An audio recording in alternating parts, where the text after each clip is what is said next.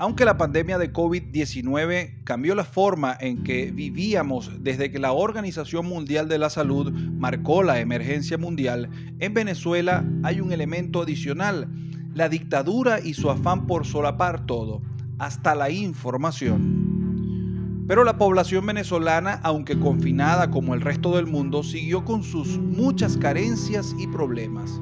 Hermanos trabajadores, ya la Guardia Nacional empezó el amedrentamiento y las amenazas a los trabajadores de la empresa que están haciendo el reclamo por los beneficios laborales. No tenemos adhesivo para cateterizar vías. La hemoterapista es muy poca las noches que viene debido a que no hay hemoterapista. Venezuela lo que tiene es hambre.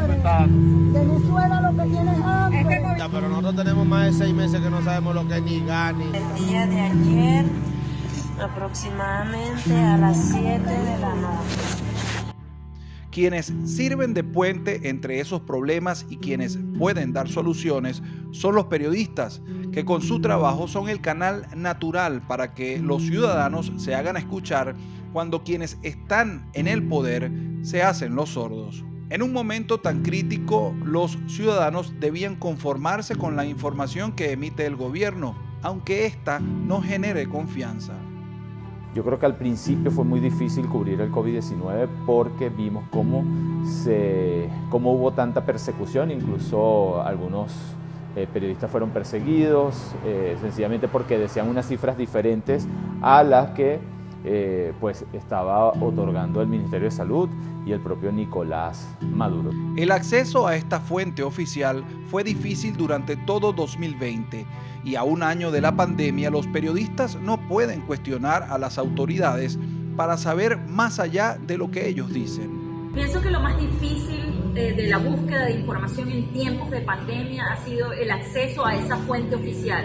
Entonces, básicamente en Venezuela, con relación a las cifras, por ejemplo, que se ofrecen diariamente, hay dudas sobre la veracidad de las cifras, pero no hay forma de corroborarlas, porque es el organismo gubernamental el único que tiene la exclusividad de saber si realmente esas cifras que ellos están reportando son verdaderas. Nosotros, por ejemplo, podríamos constatar en hospitales donde no podemos entrar o constatar en la morgue, donde se limita el acceso o la cercanía a los periodistas. En cuanto al acceso a la fuente, justamente la pandemia ha funcionado como para terminar de desligar las fuentes oficiales del periodista. El periodista solamente tiene acceso a organizaciones no gubernamentales o a la gente, las personas que sufren distintas situaciones, pero cuando el periodista trata de ir a una fuente oficial a obtener la respuesta indicada del porqué de las cosas o la posible solución de las cosas, pues se encuentra con un muro que ya existía antes con el acceso a la fuente oficial, pero que la pandemia ha agudizado porque cada vez es más difícil poder llegarle a las autoridades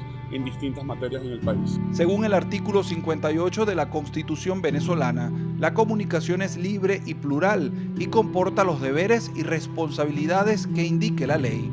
Toda persona tiene derecho a la información oportuna, veraz e imparcial, sin censura, de acuerdo a los principios de esta Constitución. Otro aspecto a resaltar en la precariedad de la libertad de expresión en Venezuela es la tecnológica.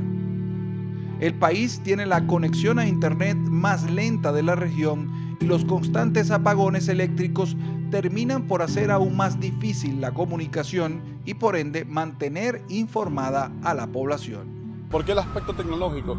Porque la conectividad en Venezuela es muy mala y cuando dependes por la pandemia del trabajo a distancia, del teletrabajo, de hacer entrevistas por Zoom o por cualquier otra plataforma digital, se complica tanto la velocidad de la conexión como la nitidez del video, justamente debido a la tecnología que es muy precaria.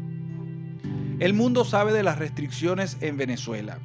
En la presentación de su informe en julio de 2020, la alta comisionada para los derechos humanos de Naciones Unidas, Michelle Bachelet, detalló que su oficina ha seguido documentando restricciones a la libertad de opinión y expresión. También indicó que se siguen suscitando ataques de grupos civiles armados progubernamentales, denominados colectivos armados, contra periodistas, opositores y manifestantes.